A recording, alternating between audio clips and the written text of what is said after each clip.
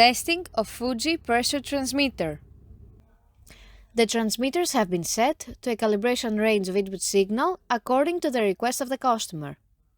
For testing, we add a 24-volt DC power supply, a hydraulic hand pump as input signal, and a multimeter in order to measure the milliamp output.